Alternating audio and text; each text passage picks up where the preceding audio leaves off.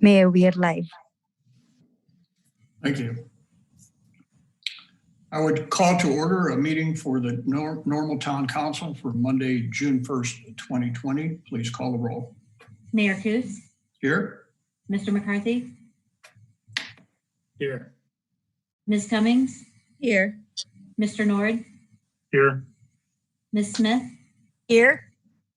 Mrs. Lorenz. Here. Mr. Preston. Here. We'll begin with the Pledge of Allegiance.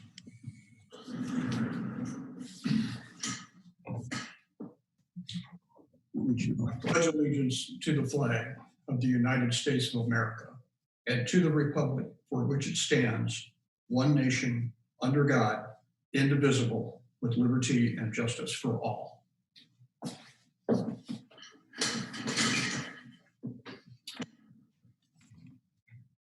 Before we go into public comment in the meeting, I have asked Janessa Williams, chairperson for the Town of Normal Human Relations Commission, to express some thoughts that she expressed to us earlier concerning the activities of yesterday. At the end of her comments, we will go to public comment. But I thought it was in light of the actions and activities of the last 48 hours that to hear from our Human Relations Commission was important. And I'm doing this early because Ms. Williams has other meetings to attend tonight, so we're accommodating her schedule. So, Ms. Williams. Thank you, Mayor. These are very trying times, and it's a very emotional time for me. So I've actually prepared remarks that I'll share and try to get through. I want to thank you for allowing me to provide a few brief comments on the current turmoil being felt in our country, which we cannot be naive enough to believe cannot occur in our town. What's going on? The recent murders, and we must call them what they are, of George Floyd in Minneapolis, Ahmaud Arbery in Georgia, and Breonna Taylor in Louisville are the latest reminders of America's original sin against Black people in America. These murders are the current impetus for people taking to the streets to protest such atrocious behaviors that continue to happen far too often. We cannot become numb to the murders of Black people who have not been convicted of any offense other than being Black in America by police officers who continue to perpetuate these murders, most without facing criminal charges, let alone convictions for their actions. In addition to watching the gruesome murder of yet another Black man, Black people in America are also dealing with being disproportionately affected from and dying from COVID-19. The intersection of these two major crises have further heightened the pain, anger, fear, and trauma Black people in America live with on a daily basis.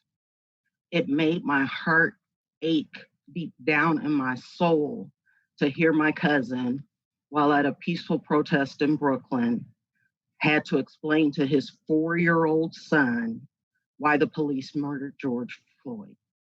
His response, because he looked like you and Daddy.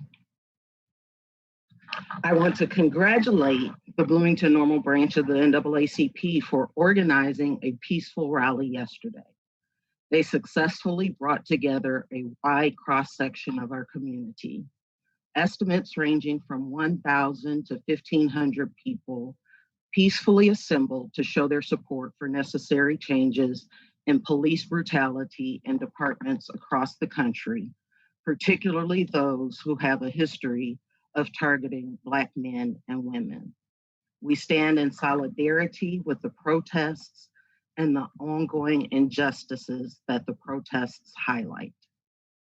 I also want to say thank you to the Normal Police Department, who continues to train officers in de-escalation tactics and does not condone or tolerate excessive force or brutality by its officers. I encourage anyone who has a complaint to first comply with the officer, get their name and badge number, and immediately report the complaint in writing with relevant facts, photos, witnesses, and any other documentation. The NPD is committed to protecting and serving our community of law-abiding citizens. However, lawlessness cannot and should not be tolerated. People who break the law should be arrested, prosecuted, and live to see their day in court. The community can support our officers by providing them with any credible information to help solve crimes committed in our community. We need action. Protest rallies and marches, community dialogues, and all of those things are nice, but without actionable, transparent plans with measurable outcomes, nothing really changes.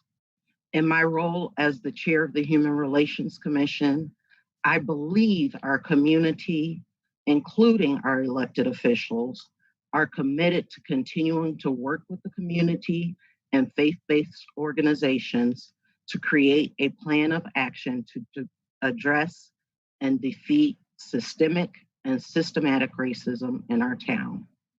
Please contact the mayor's office or the Human Relations Commission with any suggestions or solutions you would like to see considered.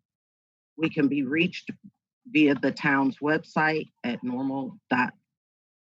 I thank you all for your time this evening. Please stay safe.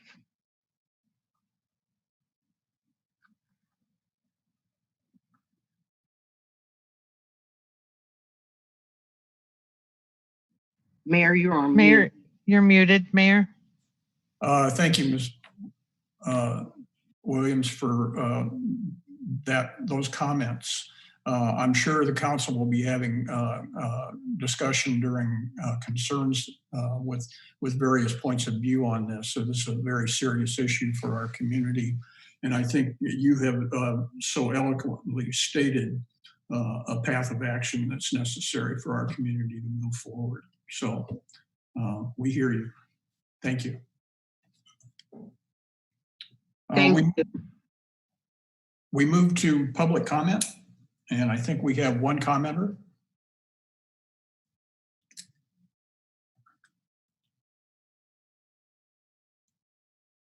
Is that correct? Yes, we should have one public commenter. If you would bring him into the meeting.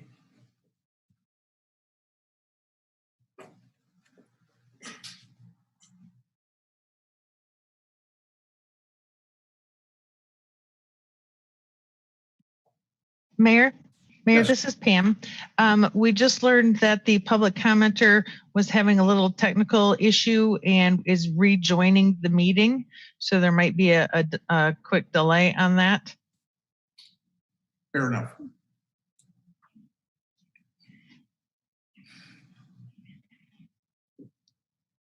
Okay, he should be back in and joining in a moment.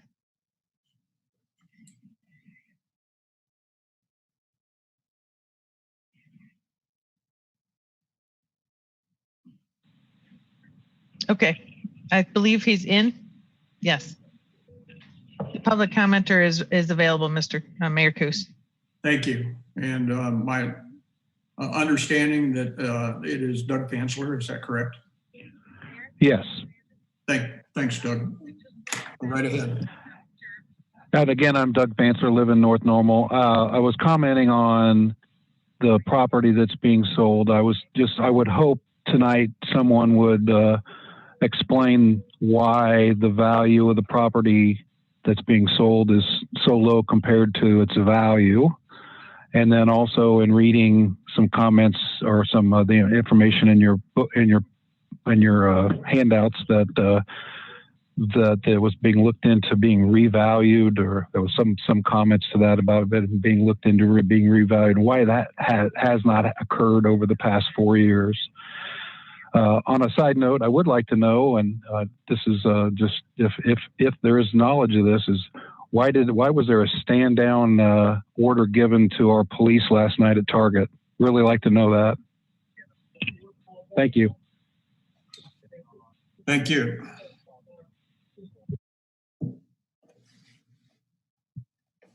We move to the omnibus agenda items considered routine and will be taken with one vote unless a council member would like to pull an item for discussion.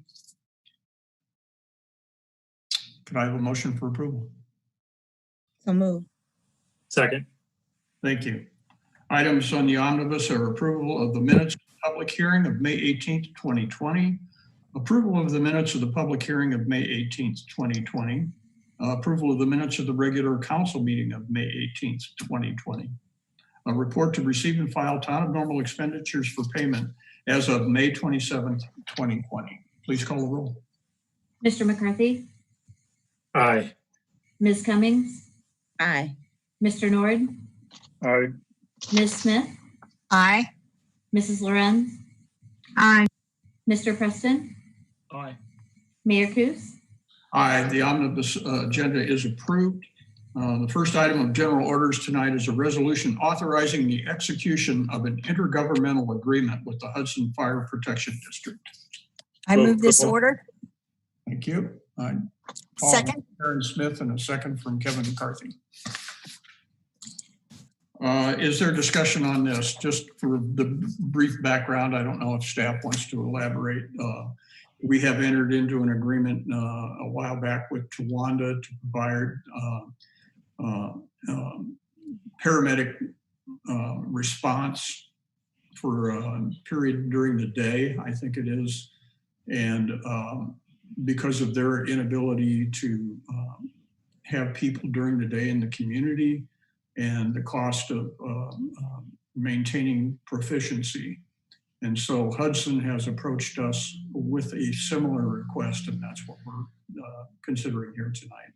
I don't know, Ms. Reese, do you have anything further to add on that? Or? No, I do not, Mayor.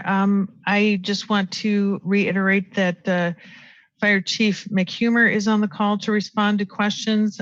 Certainly I can respond to questions, but we have discussed this issue at the work session. This is just a follow-up for formal council approval. Thank you. Comments or concerns? Mr. McCarthy. Thank you. Not a lot to say other than I was comforted to hear Chief and staff weigh in last time that they've assessed this proposal and feel that it's within their capabilities and their current staffing level. And they don't think that it's going to be an undue burden on our call schedule and our staff.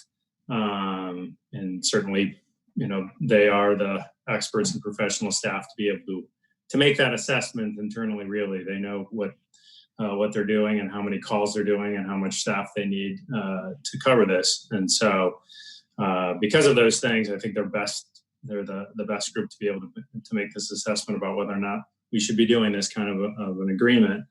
And so for that and other reasons we may get into, but I'm supportive of this. Ms. Smith.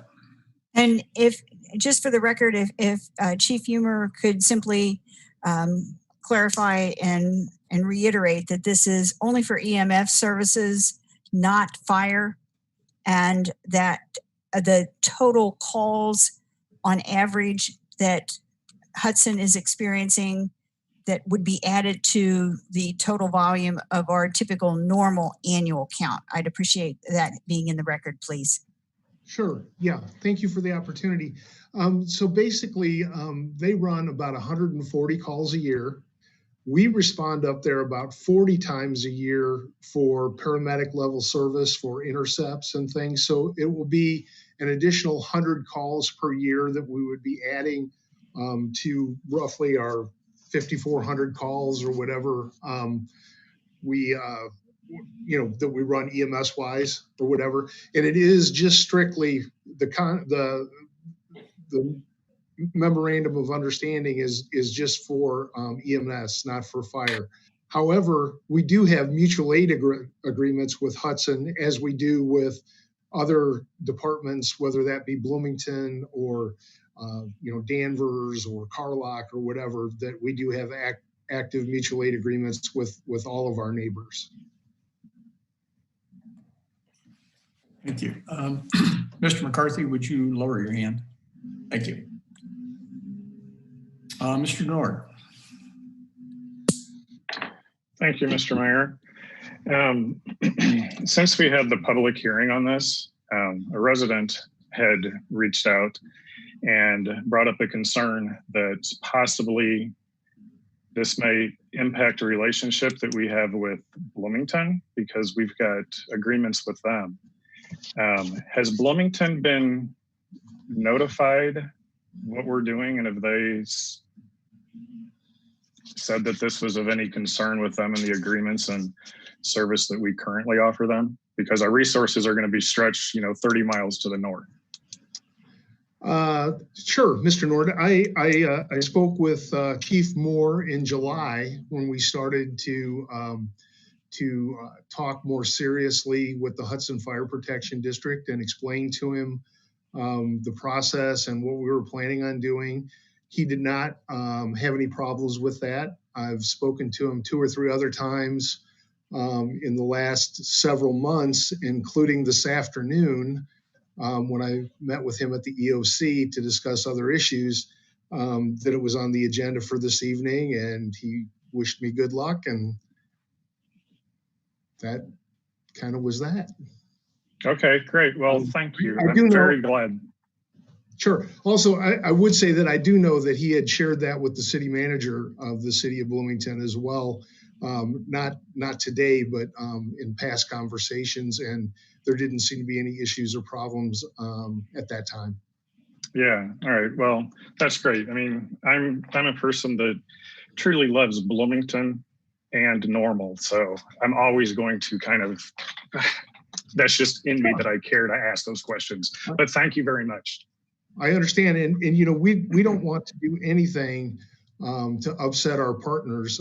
These are folks that we work with on a daily, weekly basis, and so there's not anything we want to do to jeopardize our relationship with them. And so I think we're all in this for the good of the citizens and the patients that we transport. So. Yeah. Okay. Well, thank you very much. And just to clear up, it's not 30 miles to the north, it's 8 miles to the north.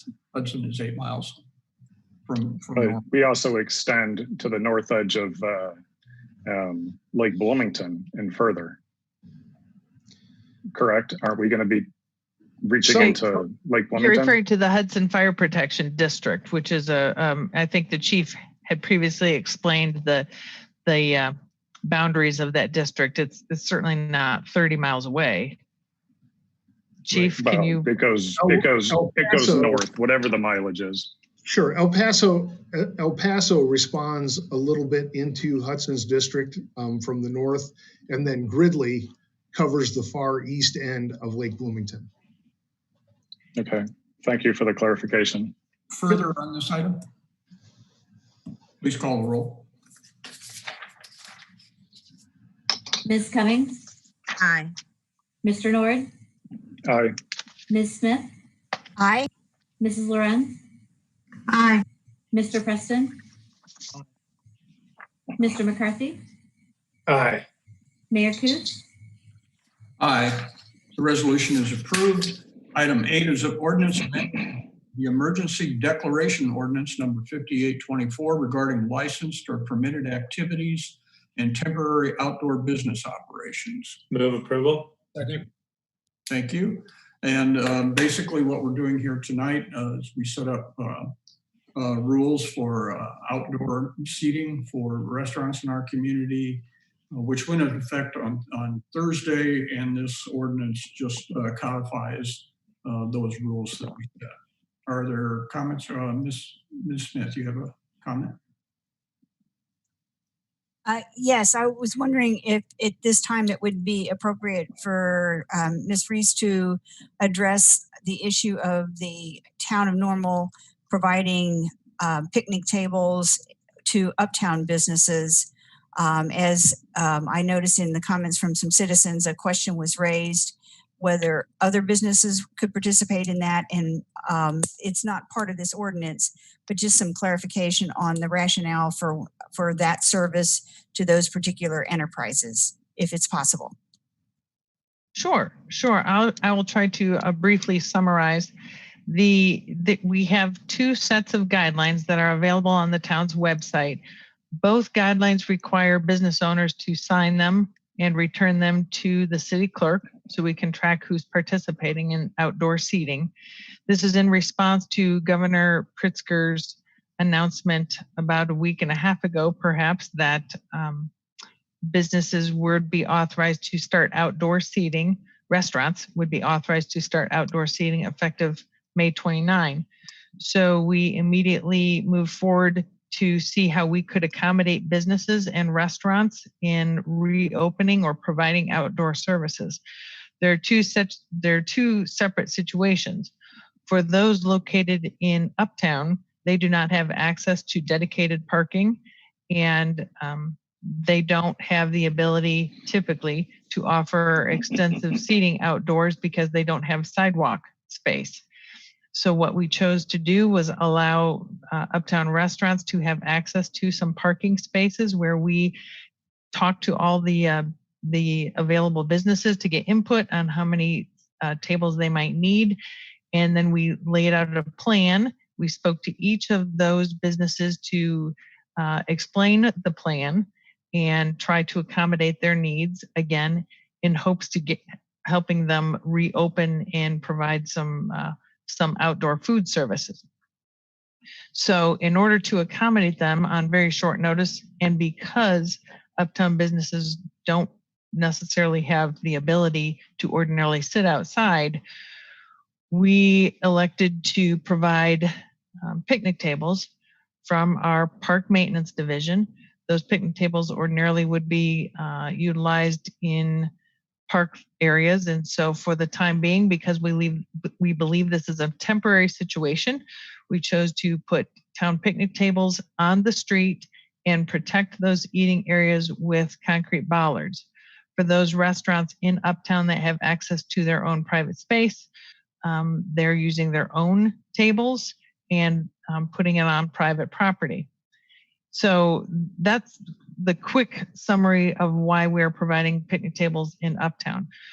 For areas outside of Uptown, for restaurants and eateries, we are allowing them to set outdoor seating on hard surface, provide ADA accessibility, and certainly all restaurants, regardless of location, need to continue to comply with Department of Public Health standards. So we tried at the suggestion of businesses to keep our recommendations as simple as possible so that the businesses could react as quickly as possible. So that's the quick summary, I guess, of our strategy. And just to clarify, what phase might restaurants begin to be able to offer indoor seating again? We are currently considered to be in phase 3 of the governor's Restore Illinois plan. It's my understanding that when we reach phase 4, that does allow restaurants to have limited indoor seating. And at this point, if all stays on schedule, it's my understanding that phase 4 could come as early as the end of June. Okay. And so this truly is envisioned as a temporary situation to accommodate businesses, but it might continue under phase 4 to allow businesses to have yet another avenue to build on their curbside and delivery. And that was also the rationale for converting the 10-minute parking spaces so that they would not lose that revenue stream by also having picnic tables. That is true. We have specifically identified on our regulations that these are valid only through June 29th, I believe, the very end of June. If we find that we are continuing on in phase 3, then we will modify our regulations accordingly and the emergency order accordingly. But for now, we are considering this a temporary situation through the end of June. Thank you. And I'm lowering my hand. Ms. Cummings, you had your hand up, but it's not now. Yes, Ms. Reese had touched on what my question was going to be on. So thank you very much. Thank you. So we go to Mr. Nord. Thank you, Mr. Mayor.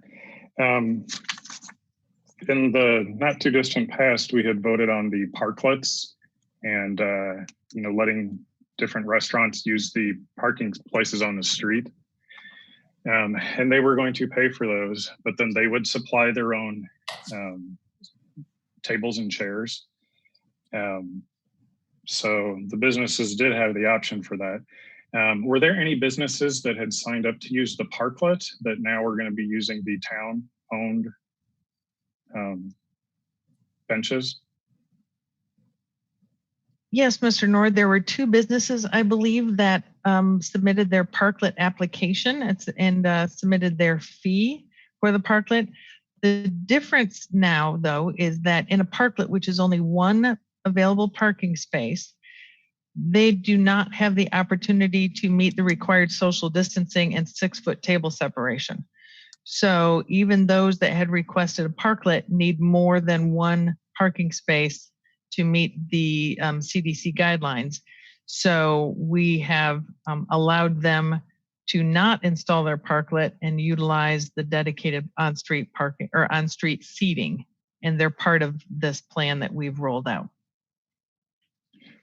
Okay, I just wanted to understand that there was an option that they could have paid for the space and then use their own seating, but in Uptown, we're providing that seating. I had mentioned during our 2-on-1s that I would have preferred we have some sort of rental arrangement, so that way the businesses that are outside of Uptown, like at least one of the ones that had emailed us, could have an option, and that they weren't subsidizing seating that these other folks could have used. I don't know if there's interest to make an amendment, or if it's too late, just so that way it's more equitable for the other businesses. Are you making an amendment or requesting an amendment on this? I'm actually more just discussing to see if there's any even any interest. If there's not, I understand this is only a month, so the dollar amounts we're talking about are not high. It may not be worth a whole lot of time. It's just, I think, good to put on the public record that it was considered. Thank you. Mr. McCarthy. Thanks, Mr. Mayor. Yeah, I just want to reiterate and thanks to Ms. Reese for bringing up the details of the parklets. I had some conversations with a counterpart actually in Bloomington and a couple of residents, one a business owner, about the parklets and that they don't provide enough spacing per CDC guidelines. And that so a parklet right now is really not an option. Actually, we're not allowing them because of that. So that really isn't an option right now. But I guess, my struggle in the consideration of the last comments is, for this town of Normal to suddenly become in the rental business and the logistics of setting that up and dedicating staff time and staff hours and taxpayer resources for something that's temporary for the next 3 to 4 weeks, assuming we keep progressing and the Restore Illinois plan is the thing. And so I think that would be a logistical and time nightmare for us to try to start to take on something that we have no plan for, no infrastructure for such a short period of time. So I wouldn't be supportive of that. Ms. Lorenz and then Ms. Smith. Yes, thank you, Mr. Mayor. I'm a bit perplexed by the notion that some of our smallest businesses who have the smallest footprint and therefore not access to their private lot might be the suggestion there to put a rental fee. It seems rather anti-small business to go that route.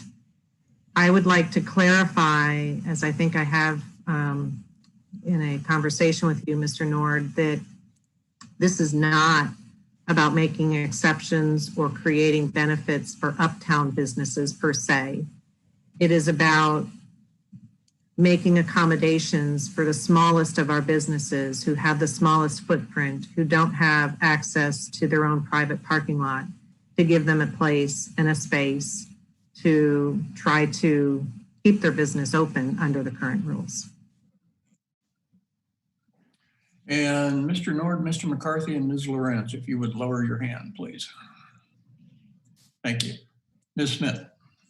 On the subject of the furnishings of this outdoor seating, when a business submits their paperwork, is there any approval process in place? Are they having to, or is the business required to go into any detail of how they will do this?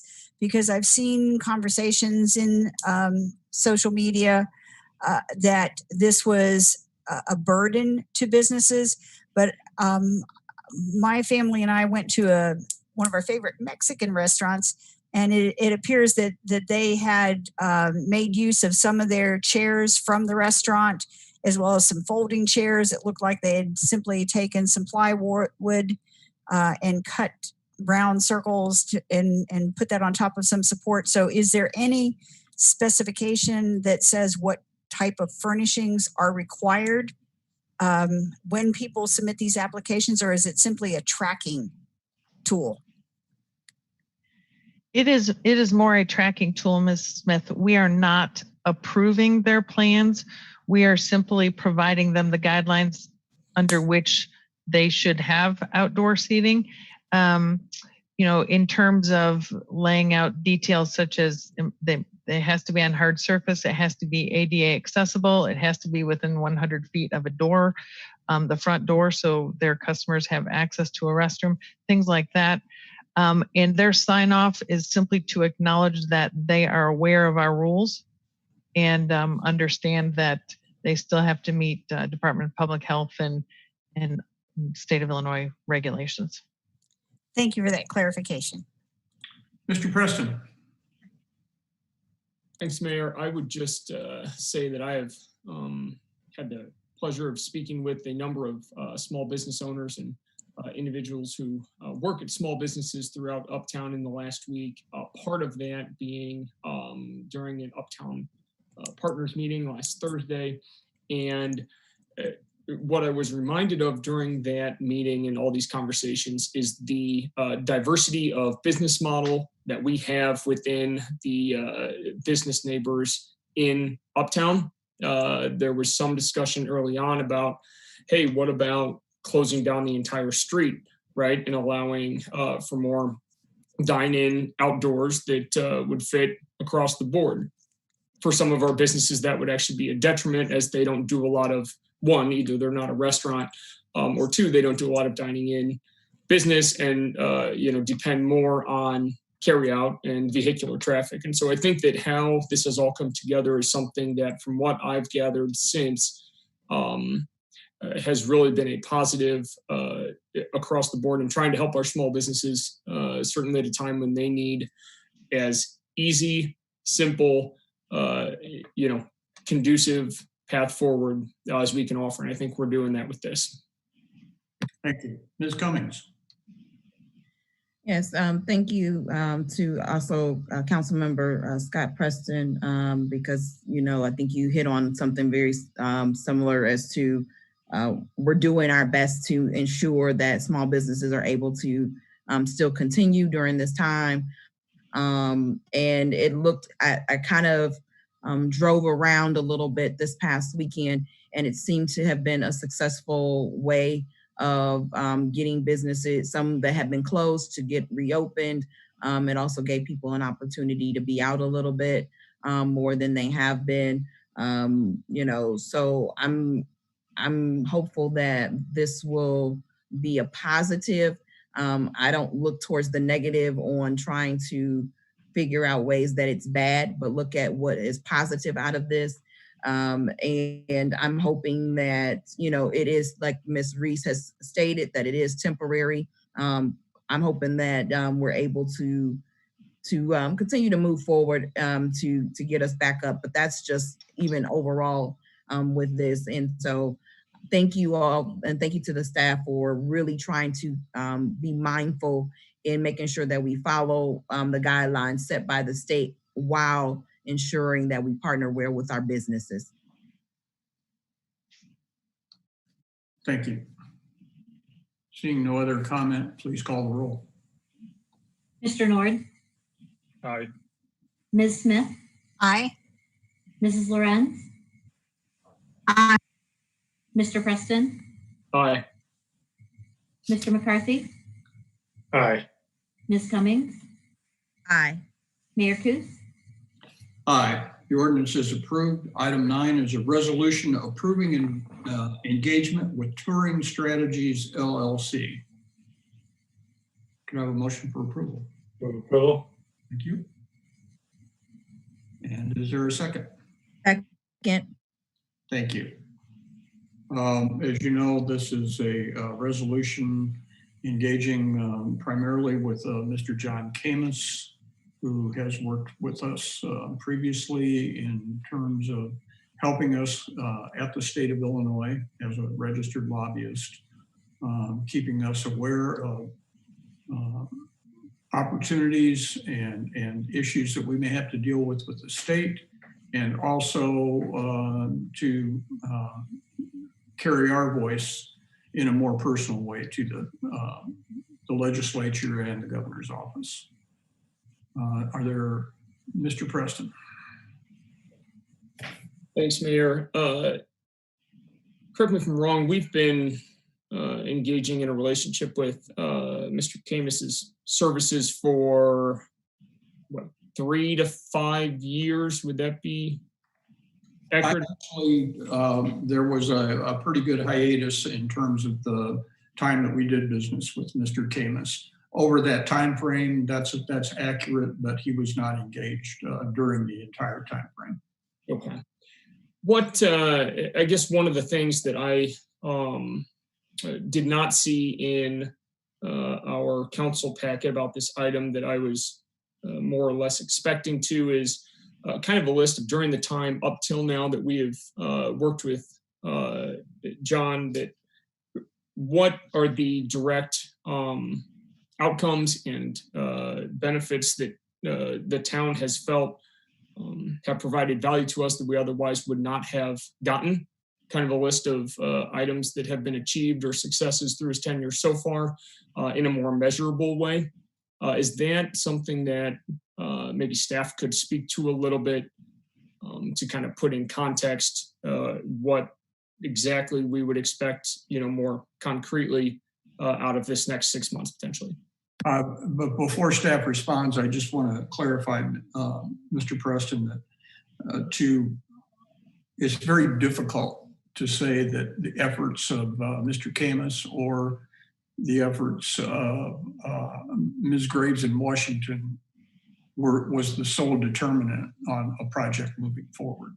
I don't think that's a fair question to ask. It's their involvement. I think what you want to know is their involvement been positive for the community? It's very difficult to say, had that person not been there, we wouldn't have gotten any help.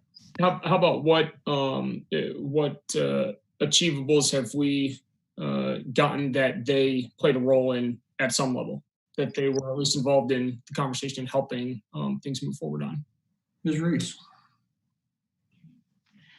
Sure. We have had conversations with Mr. Camus, who's actually on the call and prepared to answer questions directly as well.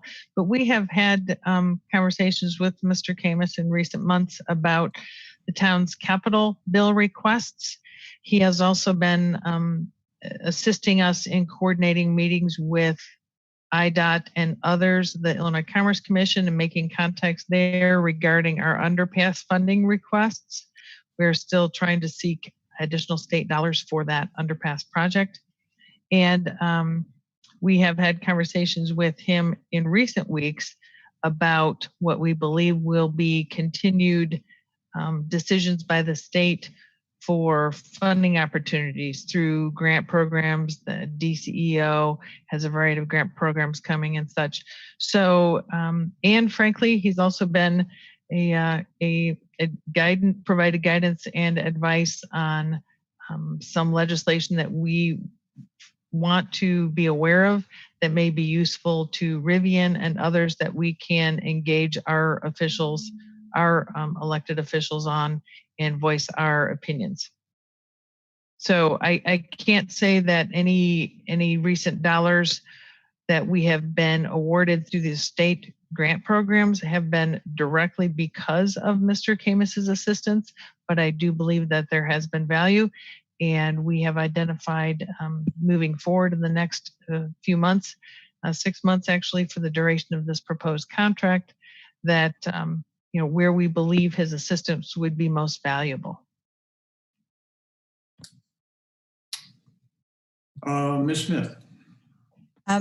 I had requested just some statement as to whether or not Mr. Camis's firm could share either specific clients or an assertion that there would be no conflict of interest in providing services to us that might be in competition with his other clients. And is it possible for that to be answered this evening? Mr. Camis, I'll go to you on that one. Sure, I'd be happy to. So first off, happy to see all of you virtually with everything going on. So I'd be happy to provide a list of clients. Normal is currently the only municipality we represent. We may be representing other municipalities in the future. Generally, that's not a conflict. We work with different legislators, but I'm happy to provide that to Pam to provide that to the council. Mr. Nord.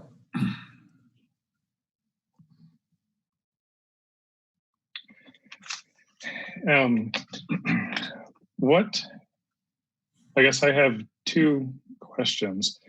What are the specific projects that he's going to be targeting to get funding for?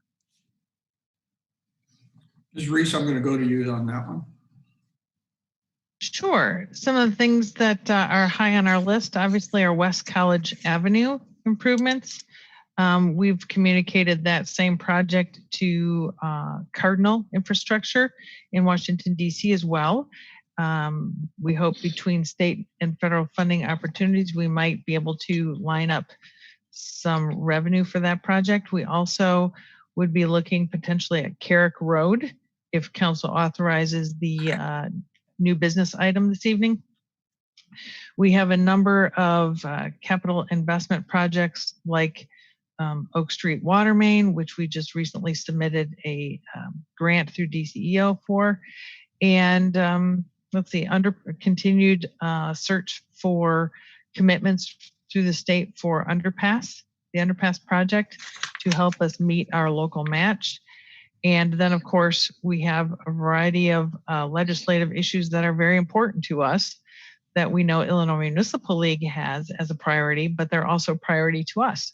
And that is protection of the local government distributed fund, pension funding, and just a number of state legislative issues. And on top of that, given the unknown impact of this COVID pandemic on the state budget, it is very important for us to maintain as much as possible the revenue stream that we rely on through the state. So that would be our share of income tax and motor fuel tax and things like that. So I think in the next few months, we want to make sure we keep a close eye on what is pending legislation so we can express opinions appropriately to our legislators. Okay, and then I'm still struggling with a lot of these projects you mentioned were things that were mentioned before in the past, before the Turing strategies conversation came up. And these are things that I would have expected our legislators who, have offices in our community to help us out with. And, the IML, don't they do advocating on behalf of some of these issues as well? I mean, what is it that we have the deficiency in that's necessitating us to get a lobbyist? I will answer the IML question as I'm on the board, but oftentimes, I probably shouldn't say oftentimes, but there are times that the Illinois Municipal League will not take a position or takes a position that I feel is contrary to the direction of the town of Normal.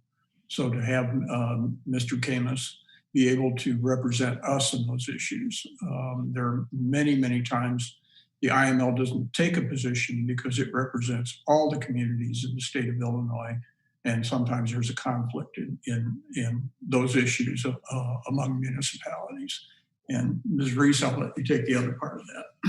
Sure. There's one additional example that comes to mind that might provide a better light on the kind of assistance that Mr. Camus has been and will continue to help us with, hopefully. And that is specifically in regard to the underpass project. One of the issues we became aware of was a cap on the ICC funding. And that cap, it was instituted decades ago. And the Illinois Commerce Commission is interested in the state legislature modifying that cap, that maximum spend they can make per crossing. And while we have great relationships with our local legislators, this particular issue is being presented by a state representative from the Chicago metropolitan area, which we do not have a relationship with. And as much as we have communicated with our local legislators the significance of that issue, there certainly is value with Mr. Camus, who has a relationship with other legislative staff and other legislators to help explain why their particular bill is useful to us as well. So that gives one example. Okay, specifically with the underpass, in our strategic plan that we talked about, one of the items was we needed to still come together and decide if we were going to go forward with the underpass. And we haven't, decided on that. So we keep putting more money towards the underpass. So this thing keeps pushing forward and forward without that official, yes, we're going to spend more money directly for the underpass discussion. And the other question is, right now, with the financial problem that the federal government is, the state government's in, and with the, my anticipated expense we're going to have because of all the looting and, destruction of like vehicles and public property, is now the right time to be trying to get additional funding because there just may not be money available. Should we delay this? What are your thoughts to that? We'll go to Mr. Preston next. Thanks, Mayor. Just one follow-up question that I was reminded of after Mr. Camus's response to Ms. Smith, I believe, a minute ago. Seeing as we are Turing Strategies only municipal client, I was wondering if Mr. Camus would shed a little more light as to what industries they do tend to focus their efforts on amongst a larger percent of their client base. What's their bread and butter? Yeah. So, Councilman, generally, it's difficult to specialize as a lobbyist when you represent one client. It conflicts you out of clients in a similar industry. The larger client, we do have a high proportion of tech and startup clients. So Google, Deloitte, among a number of others are clients. My background with municipalities, I started lobbying for the city of Chicago under Mayor Daley. And then when I worked in the governor's office, I served as a senior advisor to the governor for economic development. and I had all of our economic development agencies, which are almost exclusively the agencies that the municipality deals with. So I sent over my list of clients to be shared with the council. If you have any questions, I'm happy to answer them. But we have a broad range of clients. My partner, Lindsay Anderson, is the former head of government relations for the University of Illinois and the former chair of the Board of Higher Education. So she has a number of education clients. And I have a lot of tech and startup, but a pretty wide range. We have around 24 clients in total. To the question of timing, Normal was unique in that during the Rauner administration was one of the few municipalities who didn't have a lobbyist. During that time, I think it was probably the largest, maybe possibly the largest municipality that did not have one. But it was the idea that there isn't actually anything happening in Springfield that anyone's going to impact in a material way. That has significantly changed, and there's a lot of macro issues going on nationally and with the state, obviously. But the one thing that is unique right now in terms of timing is the state passed a capital bill for the first time in roughly 10 years. It was around $40 billion in capital funding. The way we fund capital in the state is not ideal. We don't have ongoing capital expenditures outside of the road fund. So every 10 years or so, a large capital bill is passed, and then that money is then distributed. The difficulty is going to be a number of things. One is what money's bonded, and so which projects are prioritized by the administration. Second, as opposed to other capital bills, the funding in this capital bill was not specified in the level of detail as prior capital bills, so there's larger pots of money. I think College Avenue is a good example. Pam, if you're okay with me just elaborating a little bit, that's not in the road fund. So the funding we're looking for is actually from DCEO in the capital bill. So that's unique for a road. So being able to communicate that to the governor's office, who understands and appreciates the value of Rivian to this region and the necessity for that, that's something that I'm able to help with. Generally, my relationships with this administration are very strong. I had many of the agencies that people were interacting with ran. I have a lot of contacts at those agencies. And then in terms of what legislators are doing, you have excellent legislators who work very hard on your behalf. I work with them. Senator Berrickman and I have been working on some additional capital projects that may not have been included above and beyond what would be his regular allocation. Since he's gotten to the General Assembly, we've worked very closely. The difficulty for both Bloomington and Normal is you have all Republican legislators, all very effective, very thoughtful, very engaged legislators with a Democratic administration, Democratic supermajorities. So I've worked with Senator Berrickman and your other members for the times I've been engaged with the town to help bring that agenda to the administration when sometimes there's a difficulty in translating from Republican members to Democratic supermajorities in the administration. Thanks. Yep, thank you. Ms. Lorenz. Okay, thank you, Mr. Mayor.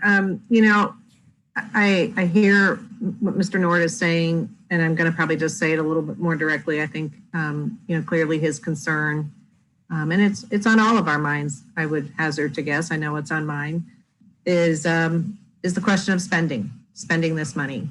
And rather than beat around the bush and start asking about this project or that project and whether it's a go or not, I mean, really what the issue here is spending. And spending on precious dollars that seem to be getting more and more precious as, the impact of COVID unfolds and now some of the latest unrest. So that's the question really facing us here tonight is this a valuable entity to spend some dollars on? I think Mr. Camus has provided us some interesting insight insofar as, the once in a decade capital bill that sits out there. And do we want to have a legitimate shot at being in line or even close to being in line on getting some of these grants? So I think he's also helped me understand the complexity of the issues that while we do have excellent legislators for us in Springfield. They are obviously in the minority and, also have a variety of issues facing them as well. So I can appreciate the expertise that you bring. And I guess what I would like to ask is if this could be something, I mean, we're talking about a 6-month engagement and also either party can terminate it within 30 days. So I don't want to overthink this. And I would encourage us not to overthink this. While every dollar is precious, I don't want to micromanage of what seems to be a fairly short engagement with a fairly easy out. So with that said, maybe we would feel greater assurance if in whether that's 60 days or 90 days, some sort of measurable period of time, Ms. Reese, you could provide us on a regular basis an update on, what is the value that we are getting for our dollar. And that way we can be sure that every dollar, every month that we are putting in towards this, we can just keep this on top of mind awareness to make sure that we feel the fact that progress is going in a good direction, that progress is being made. So that would be my question to you, if that would be a reasonable ask that would then help with some reassurance on our part as far as the spend question goes.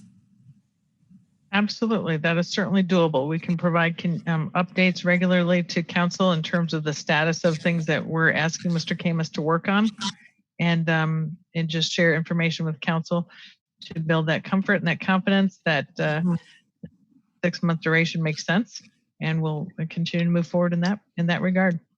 Okay, thank you. Mr. Camus, did you have a comment to that question?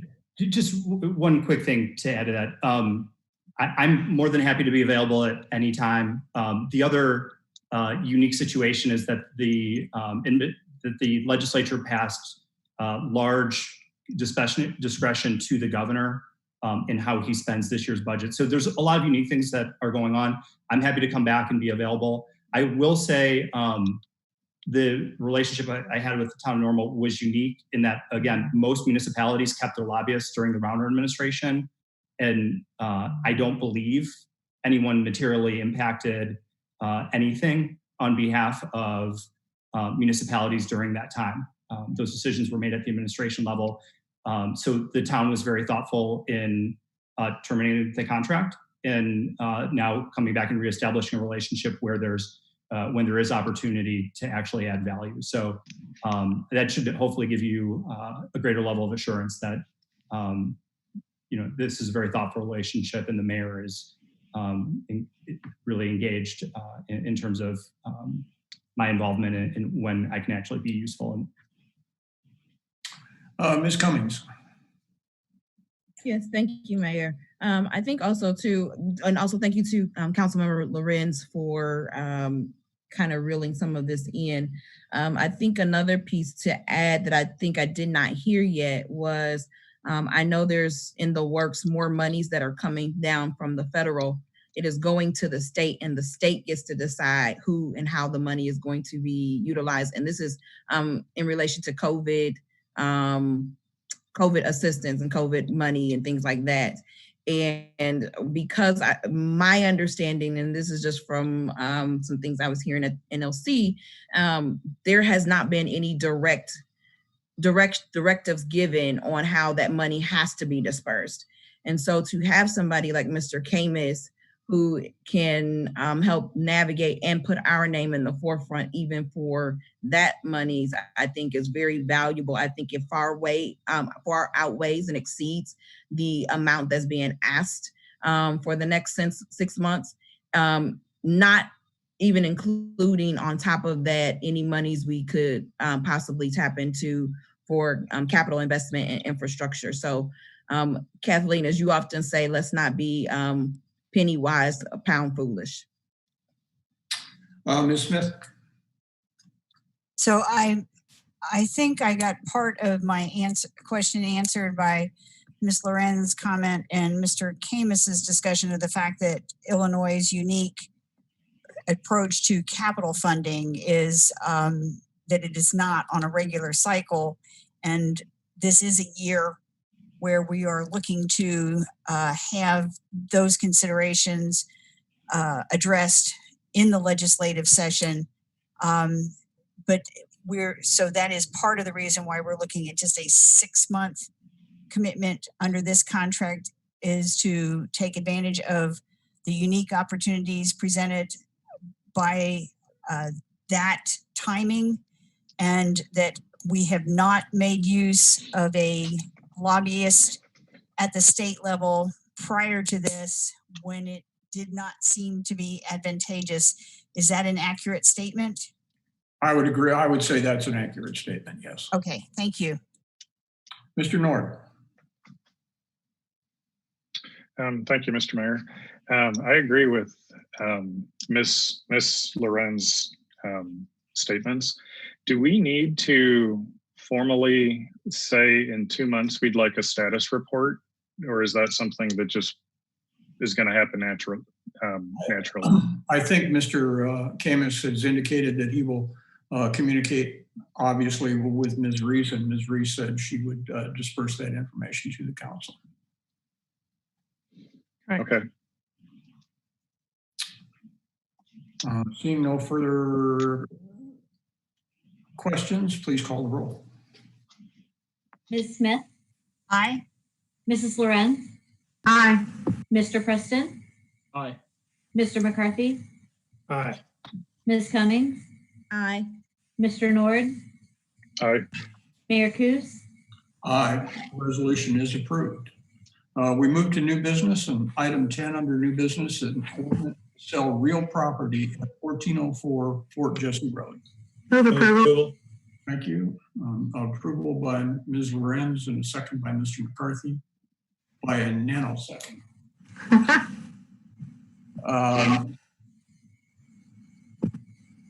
Questions or concerns or comments on this item? Ms. Lorenz. Sure, yes. This is an interesting piece of property that looked up the history on it a little bit, and has certainly had its challenges on being sold and remaining sold.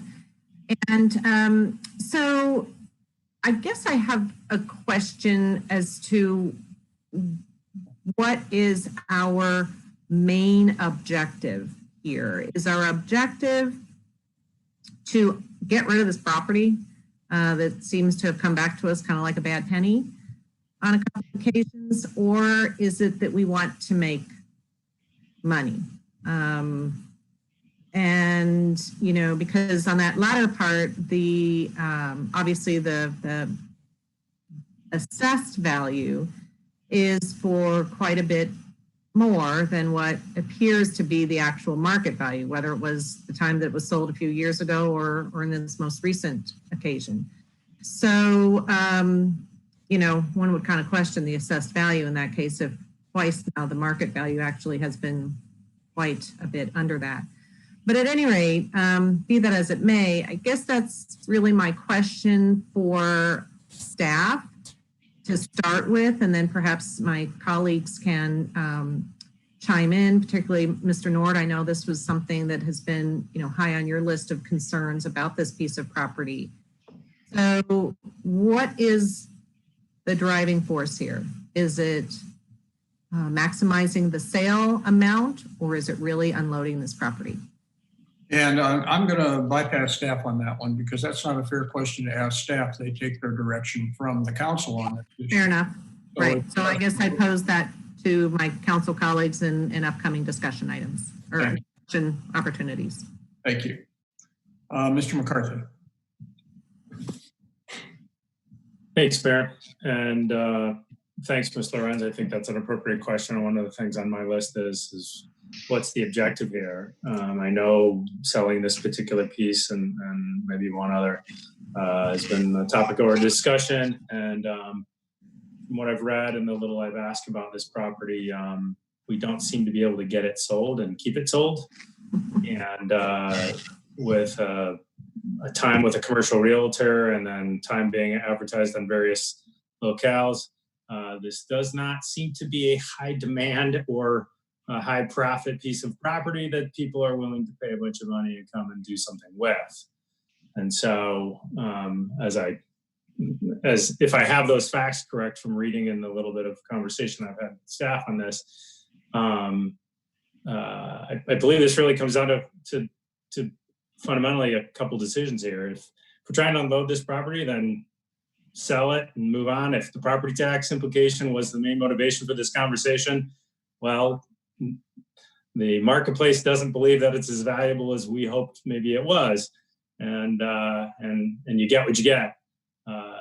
If that's not the motivation, then frankly, I hope staff will quit spending time on this thing, because it's not generating us anything, and it's just taking up staff time and it's taking up taxpayer dollars on this piece of property.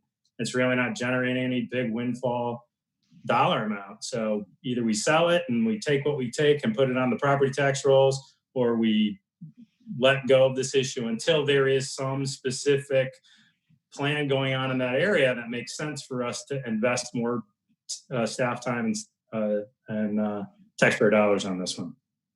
No, I think you hit the nail on the head there, Mr. McCarthy. The fact is, there are some people, some members of this council that want to get rid of excess properties like this. The market does kind of drive these issues a little bit. So, in my mind, I don't really care which way we go on that, whether we keep it or sell it. The decision tonight is somebody has made an offer. Do we accept that offer? Ms. Smith. I had a question about the process, because I'm not as familiar with the history of this particular parcel, but Ms. Lorenz was indicating that at one time it was listed with the commercial broker. This process, as I understand it, it was, we did not go through that route. Instead, it was posted in the Normalite and elsewhere for an extended period of time, and we had one offer on it in response to that. And it is my understanding that that procedure for town property is completely consistent with protocol for the town to dispose of excess property, whether I'm talking about that as land or property in a more generic term. So the process itself was followed appropriately. And I guess my question is, for those who may be in the know, the $90,000 appraisal, how was that set? And how dated is that? And how consistent is that with surrounding parcels and structures? I don't know the answers to those questions. And those are very tough questions to answer, because those are set by the township assessor for property. Assessments get challenged all the time. So as you probably are aware, we did get an email from a person who owns property in that area that said if that property sells for that, he would be making an appeal on his assessment. That's really an issue for the township assessor and the township board to make those decisions. Ms. Cummings. Thank you, Mayor. I think most of some of the things that I wanted to hit on have been hit on, specifically talking about the fact that there was lots of conversation in our strategic planning that people wanted to unload properties that we owned. So I wanted to bring that to some people's remembrance as that being part of the conversation. But also to note, we're in a situation where it has been a difficult property to get rid of, but as long as we own it, we're not getting any property taxes off of it. But I also agree with the fact that if we are not going to take, or take a serious consideration of the offer, then we need to kind of move away from wasting staff time, because their time is also money to us as well.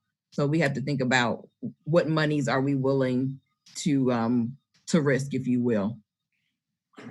Mr. Nord. Thank you, Mr. Mayor.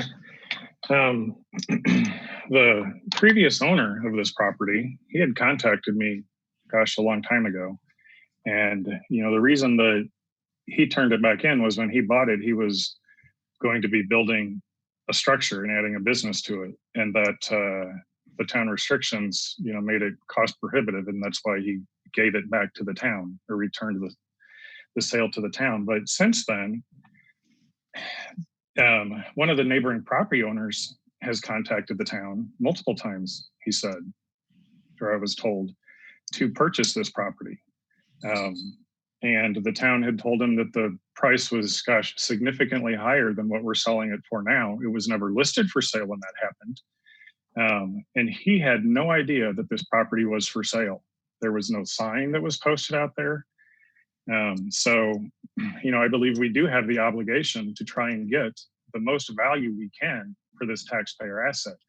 I also do agree that if this property that has no use for the town, we should sell it. And so we don't take up staff time. If this gets listed with a realtor, which is where most people who are looking to buy property go to the places where the realtors actually post things on the MLS, they put a for sale sign, they may even knock on the neighboring owners. And we have no expense in that until the property sells. So that would get us, a fair market price. Now you talk about, is this a fair market rate in the appraisal? Well, the neighboring property that is a vacant lot has an assessed value over twice what the town has on this property. It is vacant, and you can go on the tax assessor's website and look this up. The neighboring parcel also has more of a like a water issue because more of it's in a floodplain. So, these are all questions that I have. This value we're selling it for is 27% the price of what the town has it assessed for, what the tax assessor has it assessed for. No, the town should not have been paying property tax on it. So I don't think that's an argument that we, need to say we need to do it at a fire sale. There was a question which I have for the attorney if he's on. There's a state statute that was sent that says that a municipality cannot sell a property at a price less than 80% of the appraised value. Is Mr. Day on the line? Can he speak to if we can even legally sell it for this much of a discount and not, have an incentive be attached to why there's a difference? Yes, I'm here. That statute is actually not the right statute for this sale. We can do a property sale in a number of ways. The first way is to do it by a public bid, which is what we did here. The other option is we can declare it surplus property, and then we are limited to selling it for the 80% of the appraised value. And we do that without a public bid. So when we've got the public bid situation that we've got, that 80% requirement would not apply. Okay, so then this property has not been declared as surplus property by the town. We have not said we want to sell this. If we do that, then we have to follow the state statute. Is that right? No, we can sell anything through a public bid process. If we want to sell it outside of the public bid process, we can declare it as surplus property and sell it just straight to any person, as long as we get the 80% of the appraised value. Sure, and the surplus bid also then gives us the ability to put it with a real estate agent. Right. Now, I would remind you, we've had this it was with a real estate agent for 2 years after we got the property. And with very little action on it, we didn't get any offers the entire time it was with the real estate agent. Until it was with that business, the realtor actually brought in the business that you were talking about. Sure. Well, times have changed. And, I think if it doesn't cost the town anything, that would be a route that I think we should go, because This is going to be a legal sale that other property owners are going to use as comps for reassessing their property taxes if somebody comes in to buy property. And, you know, this is going to hurt the EAV for the town. And the other piece, you said this was for, I guess it's been brought up that this was a public bid. There was only one bidder. Is that correct? That's correct. And this bidder is a spouse of a town employee. Is that correct? That's correct. Okay, so just the appearance of that, I think, brings a lot of question to this sale, that it's an arm's length transaction. So I would like to see this property be listed with the realtor. So all this speculation and the question as to why this property is selling for as little as it is, and even knowing that the property owners around had no idea that this was for sale. There was never a sign posted in the yard or anything, you know, so it was for sale, but it was not advertised the way that I think the constituents who we all represent and try to protect their best financial investment in the property. Mr. Nord, your point is made. I will take exception with the fact that a spouse of a town employee somehow should be denied the opportunity to bid on property or go forward with business proposition. I absolutely don't think she should be denied, but I think that Mr. Nord, that brings a slight question. So again, the issue here is, do we sell the property? Do we not sell the property? And everybody wants another bite at the apple. I'm just going to call the vote on this one. Mayor Coos, could I just make one statement? And I apologize for the interruption, but Mr. Nord indicated it early in his comments that the prior owner that purchased the property previously and then the town was able to get it back from the prior owner, couldn't make the deal work because the town was so difficult to work with. And that's a very interesting story. But as indicated in the council report, the purchaser who bought the property in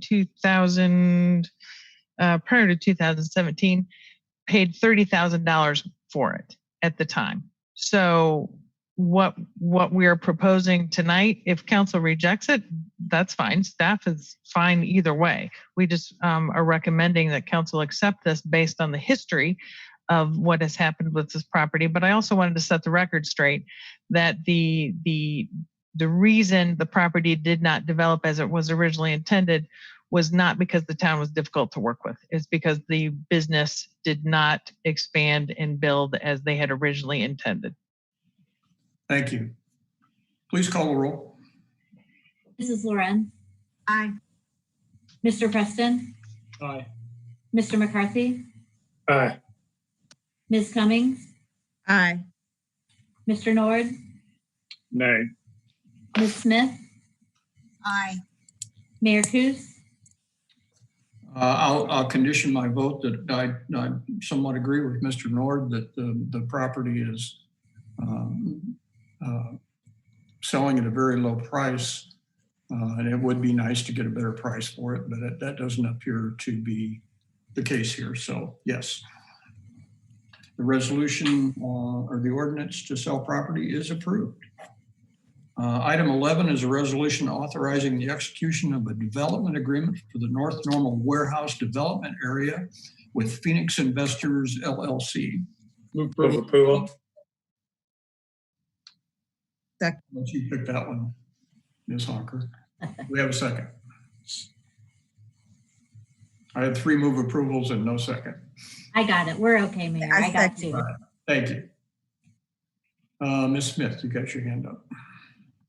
Oh, I had submitted several questions to Ms. Reese in advance of this, but the one I wanted to focus on is what is the specific dollar amount that the town of Normal might be out of pocket to satisfy the development of this property under the TIF, and when might we pay that? And is it also available to be reimbursed after we pay it?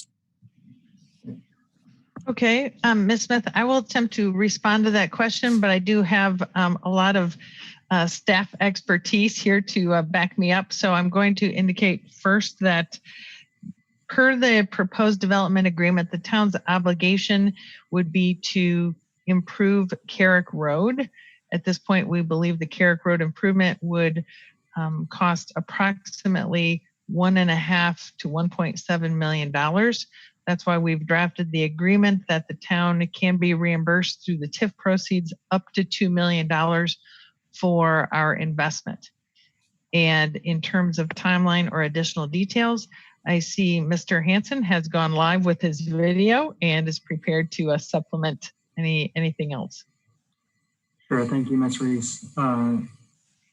Related to the project, there isn't any immediate upfront cost to the town. And the representatives from the development company, Phoenix, are on the call as well to answer questions, but they're responsible for everything related to the property.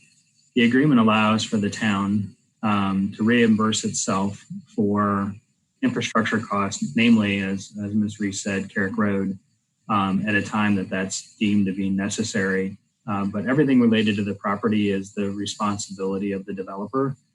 And anything that the town would incur related to infrastructure, whether it be Carrick Road, the intersection, or any water, sewer, up to $2 million would be reimbursed through the TIF district.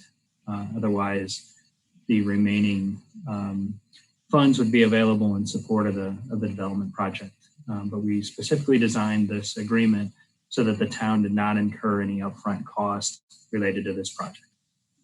And the TIF expires this December, correct? If the property isn't sold? Yeah, so in Illinois, under the statute, the TIF statute, or the TIF Act, from the inception of the TIF, activity must incur within 7 years. That 7-year limitation is November of this year, so that if nothing happened by November of this year, according to our TIF consultant at PJV, we would be required by law to dissolve the TIF because of non-performance, according to the TIF Act. The other thing to point out, this property is delinquent on its taxes now for the previous 2 years, went to tax sale and has not paid yet in the third year. So the other issue that's facing this property is it's in the process of potentially going to tax sale if no development occurs. So it's from that standpoint, a potential double whammy of no TIF in support of the development and a potential tax sale situation. Because the TIF is in place, should this sale go forward, then those prior year tax payments would go into the TIF, though? Correct. And if the developer chooses to sell the property after it's completed, do any benefits of the TIF continue with the property, or do they transfer to the new owner or stay with the previous owner? I believe they go with the property, correct, Mr. Day? The way the agreement is set up is if there's a transfer after completion of the project, so after they redo the warehouse, if they transfer or assign the contract to a different party, unless they specifically assign the right to receive the TIF benefits, those benefits will remain with this current developer. We put that in there because we've had situations in prior agreements where the town would be caught in the middle between a transfer and assignee over who gets what money, and we didn't want to be the arbiters of that. So we've got a provision. There's even a form in the contract that they have to fill out that tells us who exactly gets the money when the property is transferred.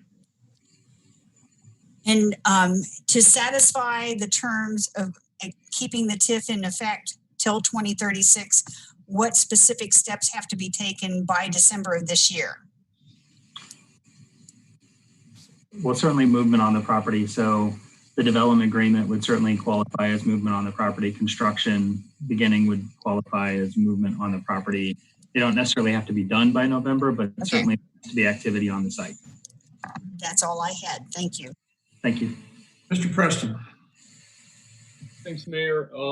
I would like to start by saying that I am glad to see some activity on this property. It has been a long time coming, I think, for a lot of people. And frankly, if there is, a logistics component ultimately to the use of this, I would think that our community and this property specifically would be an excellent choice for such, seeing as we have a lot of strategic advantages in this community, access to transportation and the like, and really being positioned at the core of downstate Central Illinois communities. That said, I have just a couple questions for staff. In reading this, am I understanding correctly that Phoenix Investors does not currently have a lease executed at this point, but does have a number of prospects? It looks like 5 interested parties, but no letter of intent or long-term leases have been signed. Is that correct? I do not believe they've been finalized. That's correct. Okay. And what, in that vein, what would come of this if, for whatever reason, all potential deals fell through and they were still sitting with an empty building? Well, I believe, and certainly I would defer to Mr. Cavillo from Phoenix Investors, but they're obligated to expend the money and begin the project. So I would say they were taking some risks, but obviously it's a calculated risk that they believe that wouldn't occur, as the agreement requires them to continue construction. They would only receive any benefit through the agreement related to increased value, as it's a single property TIF. So obviously if there wasn't any substantial construction, there wouldn't be any substantial incentive either, because it wouldn't generate any increment. But obviously we felt comfortable and asked them to join us, that they have their financing. They've committed to making a sizable investment in the property and believe that they will be successful in procuring a long-term tenant at this property. So I'll defer to the developer. Further, Mr. Preston? Mr. Cavillo, can you speak a little bit more to that? Certainly.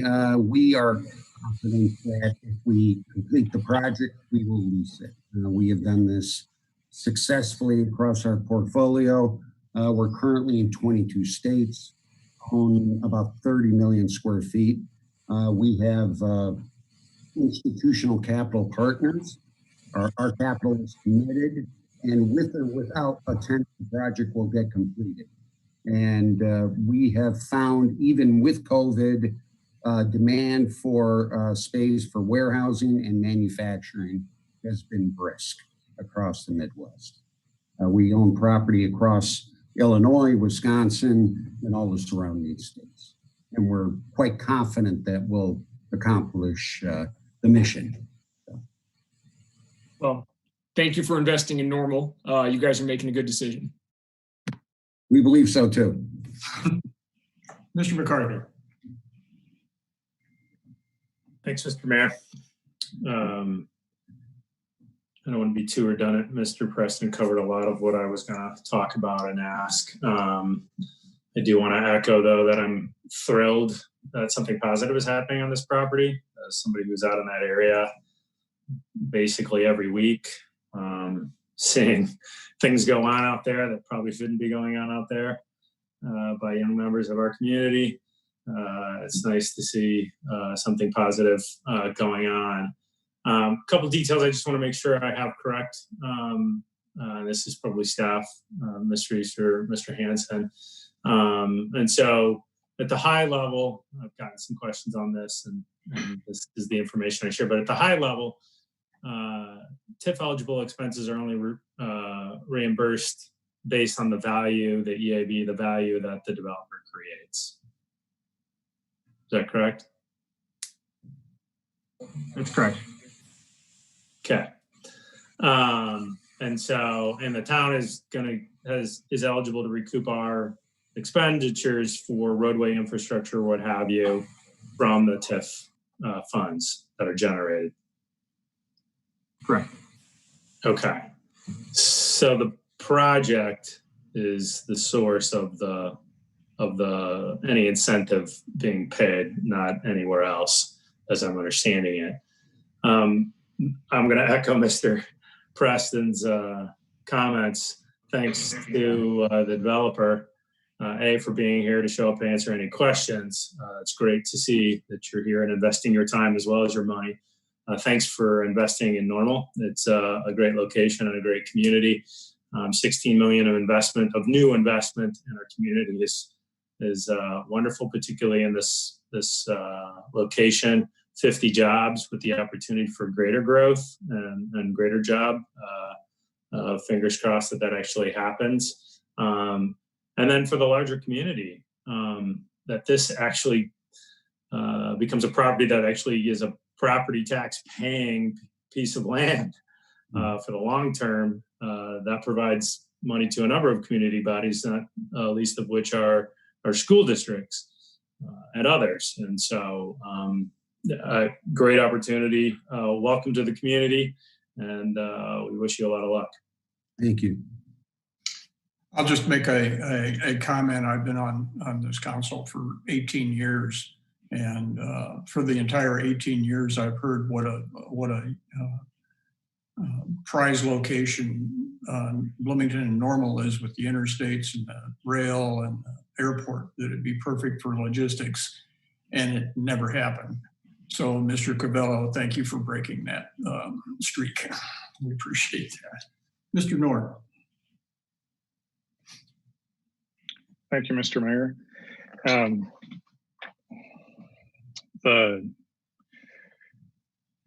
The property is up for a tax sale here this year, according to the paperwork, which that means if it goes up for the tax sale, the developer has the potential to buy this property for less than whatever he's paying for it now, just property taxes.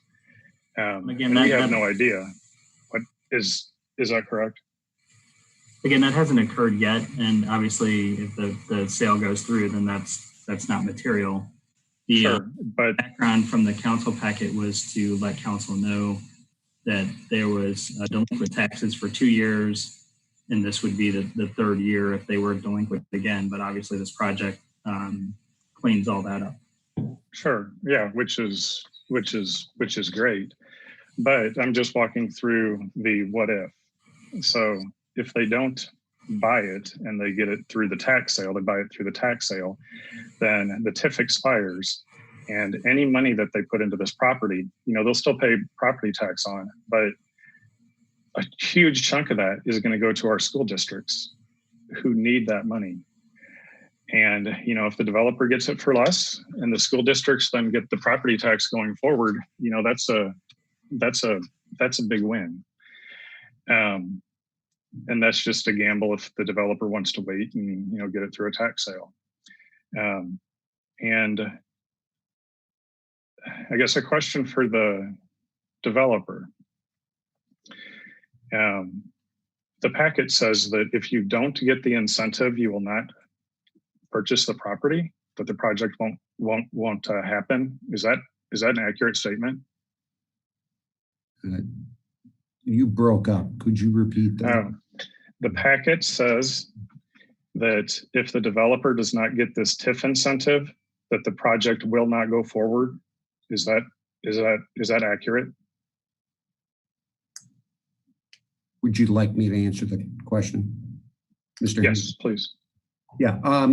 Yes. The short answer is yes. The TIF is essential to our marketing strategy to attract a high quality tenant, and ultimately, the economic benefit of the TIF in terms of recovery of real estate taxes will inure to the eventual tenant in the building, not to us.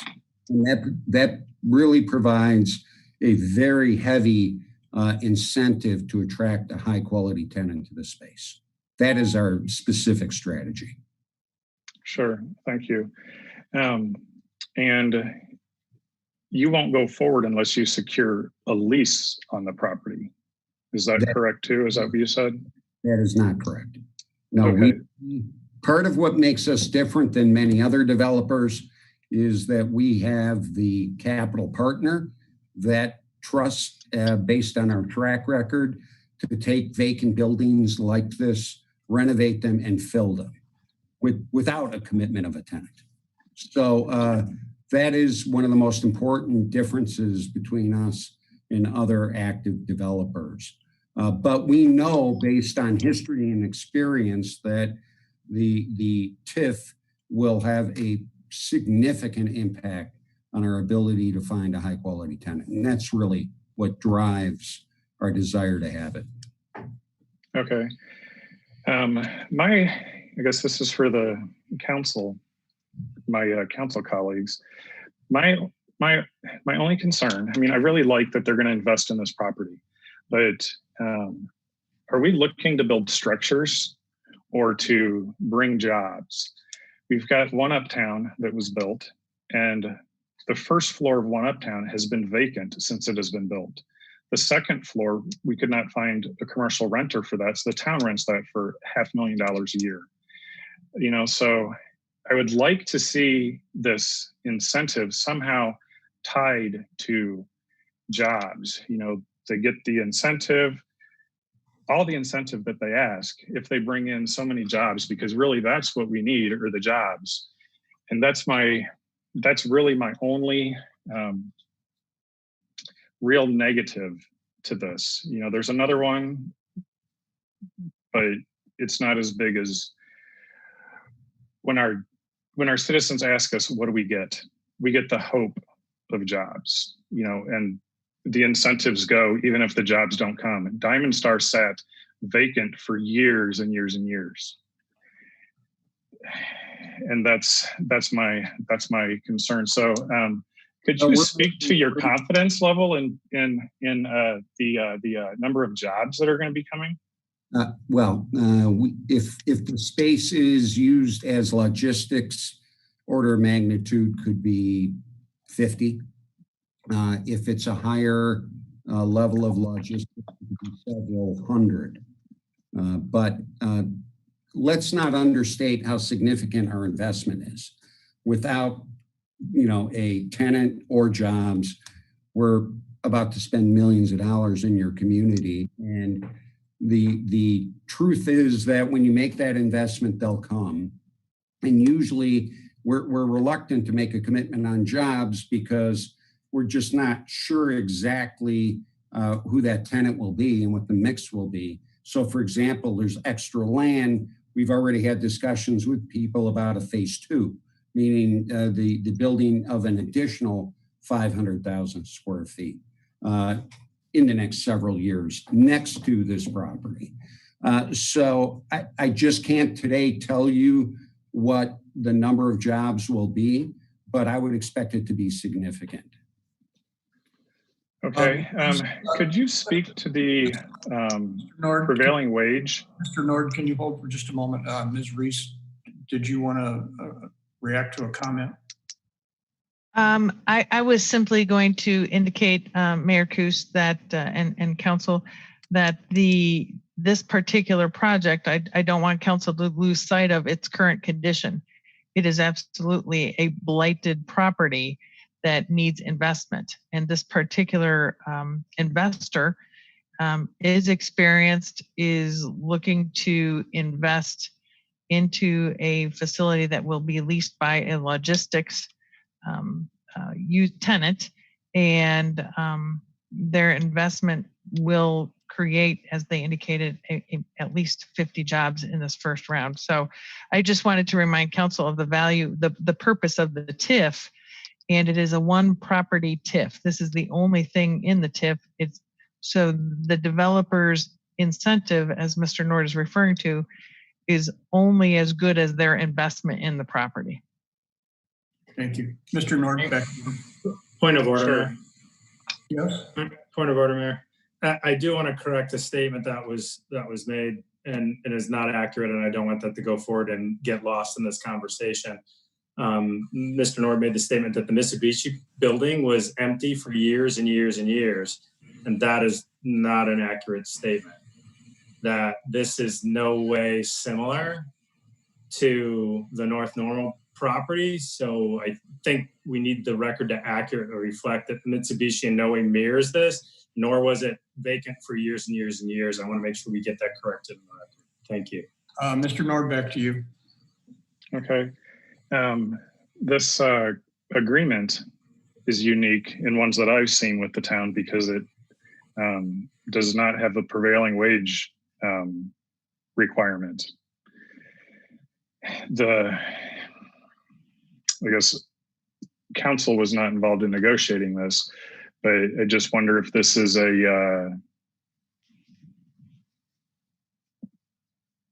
what the reason for that is. Mayor Coos, I can respond to that, as will Corporation Counsel Brian Day. And in regard to council was not involved in negotiating this agreement, council never has been. A negotiation of agreements with developers is handled at the staff level, and we present to council the final recommendation. In regard to the relevance of prevailing wage, the town has some history there. And so I will let Mr. Day address why we have and Mr. Hanson address why we have the language we have in this draft agreement. All right, as Ms. Reese says, this is our standard template for TIF contracts. We've had other types of development agreements that might be based on sales tax rebates or other types of incentives where the town is directly giving money or is coming from town revenues. TIF is a little bit different. As Ms. Reese said, there was a court case. It was Town of Normal versus Hafner that concerned whether or not prevailing wage requirements applied in the TIF district, and the courts have said no, they do not, or at least just being in the TIF district is not going to trigger prevailing wage requirements. So responding to that, what we've put in the agreement is a requirement that the developer is just required to follow the law with respect to whether or not TIF or whether or not prevailing wage applies in this agreement. So if the Department of Labor, which sometimes changes its mind on how prevailing wage is administered, comes up with new rules or regulations concerning the applicability of prevailing wage, then they would have to apply, or they'd have to pay prevailing wage for this project. And I'll proceed on that. I received a phone call from Mr. Rates, who is the chair of the Building Trades Association here in town, and was concerned about prevailing wage. I explained that to him as well and said it really is going to have to be a council decision, and probably a council discussion going forward. There are pros and cons to prevailing wage issues, but it's really going to be a council decision to do that. And I think at some point we need to have that conversation. But in the 11th hour here, I don't see that appropriate. Sure. Now, going forward, we have an EDC that we pay a lot of money.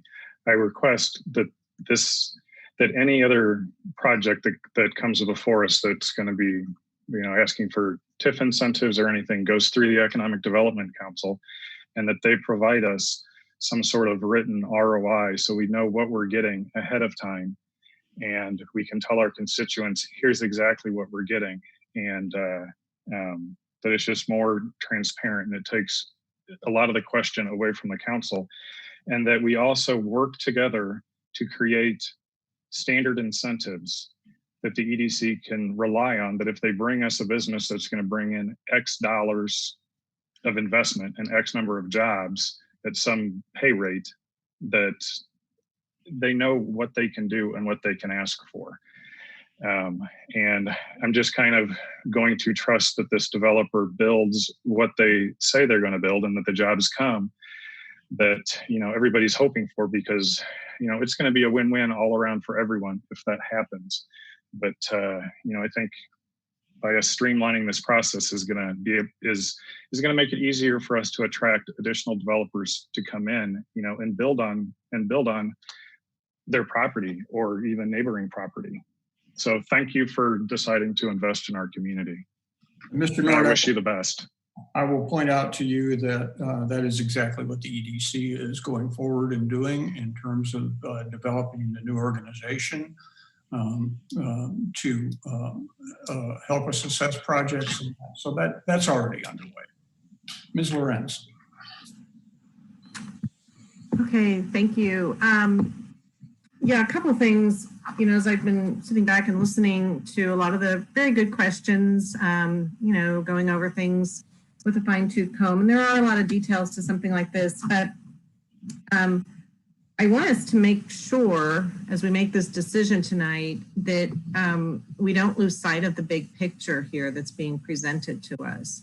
I want us to resist the urge to look at this through a pinhole. And to look at it through a pinhole, you can begin to maybe pick out, some of the issues and some of the concerns that have been raised so far. But let's pull back that lens and look at what this really represents. And, it represents jobs. Yeah, granted, it is a structure, but ultimately it is jobs. And it represents an investment entity, in the case of this developer, believing confidently that their investment, no small amount of $16 million, is going to bring about that. They're not going to just do this on a whim, or they're not going to be in business very long. So, the big picture here is this is about jobs. It is about a developer investing in our community because they believe that this situation can bring jobs and growth.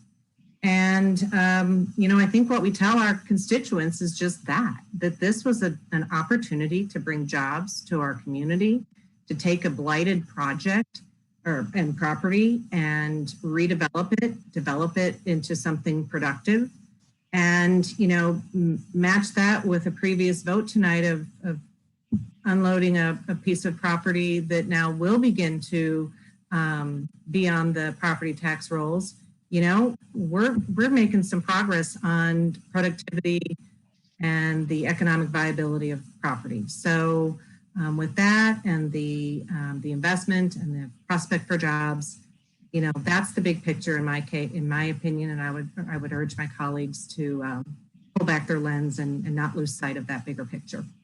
And I'm going to add to your bigger picture, Ms. Lorenz, the fact that that investment will be a significant boost to the property tax rolls, primarily to our schools that desperately need those dollars. So very much supportive to our community.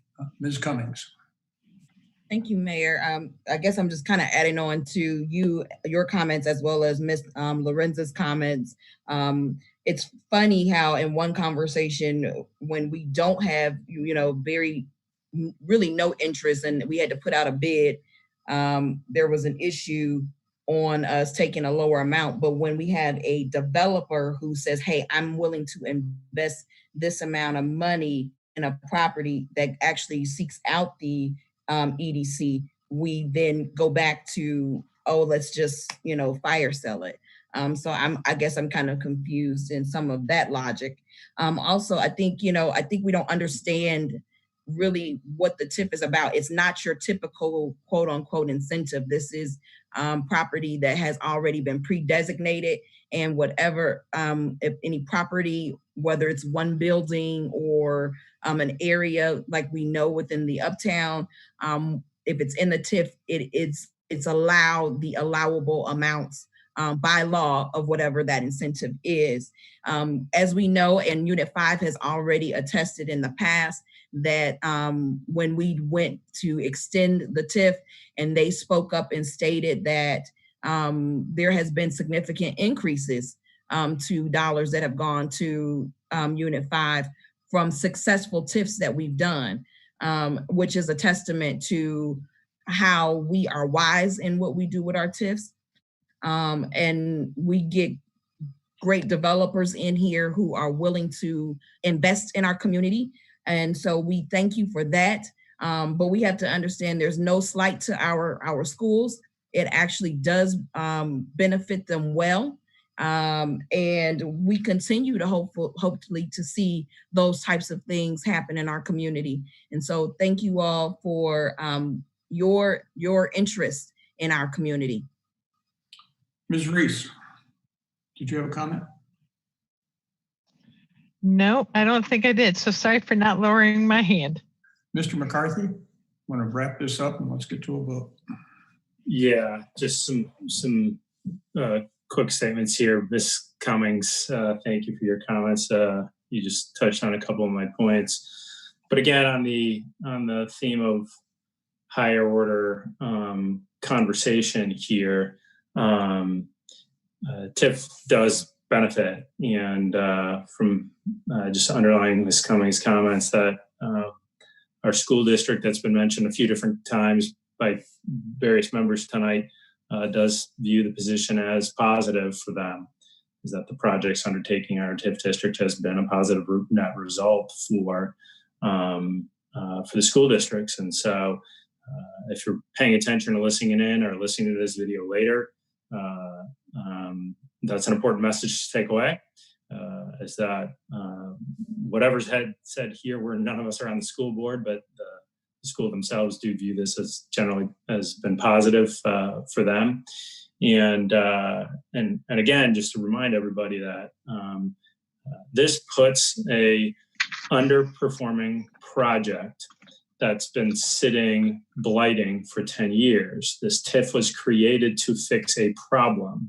We have a solution to fix that problem and help our school districts and everybody in general, while generating a $16 million investment and recouping our own expenses. No cost, $16 million investment, jobs, property taxes. This is a very big positive. This is not the time to abandon the plan. We had a plan, TIF, to fix a problem. We've got a solution, not the time to bail out of the boat. Thanks. Please call the roll. Mr. Preston? Aye. Mr. McCarthy? Aye. Ms. Cummings? Aye. Mr. Nord? Aye. Ms. Smith? Aye. Mrs. Lorenz? Aye. Mayor Kus?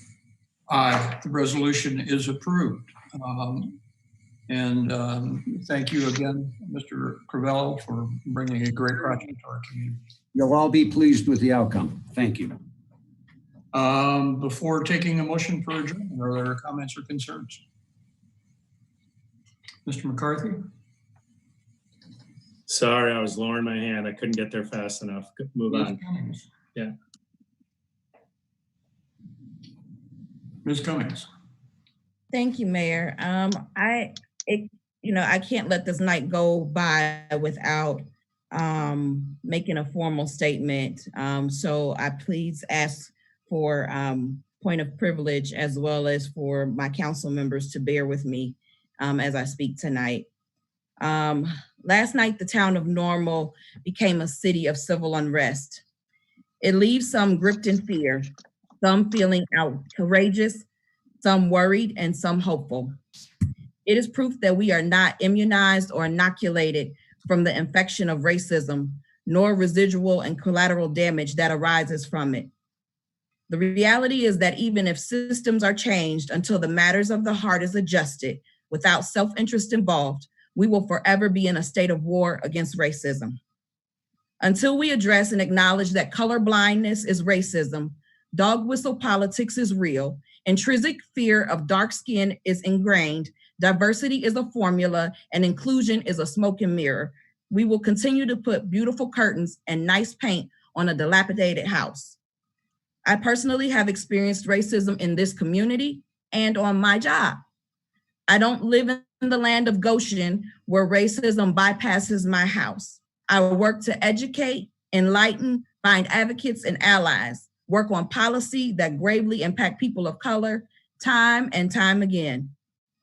Police brutality is just one thing that plagues communities of color.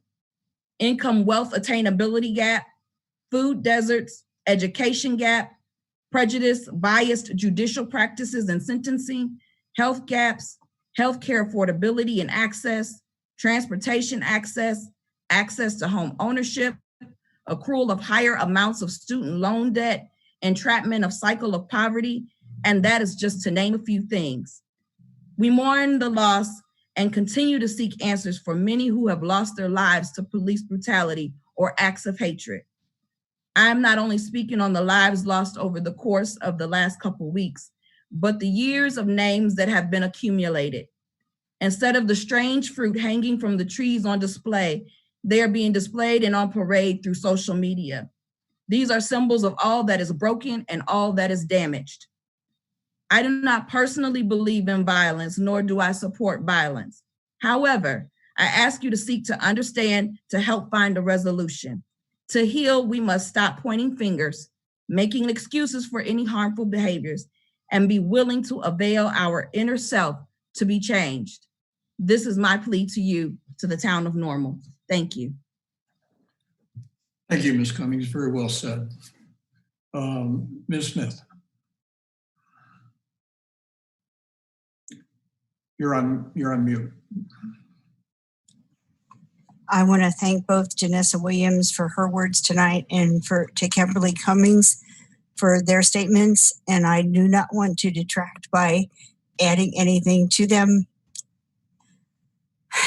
other than to say, I'm so sorry to witness this death and to see it replayed repeatedly. It is a trauma, and it is something that should not have happened. I have to agree with Ms. Smith. I don't think it could have been more eloquently stated by anyone other than Ms. Williams and Ms. Cummings on this. We can never know their world through our lens. And so the comments that they make, we have to take to heart and build on. A motion for adjournment, please. So moved. Second. Please call the roll. Mr. McCarthy, Aye. Ms. Cummings, Aye. Mr. Nord, Aye. Ms. Smith, Aye. Mrs. Lorenz, Aye. Mr. Preston, Aye. Mayor Kus. Aye.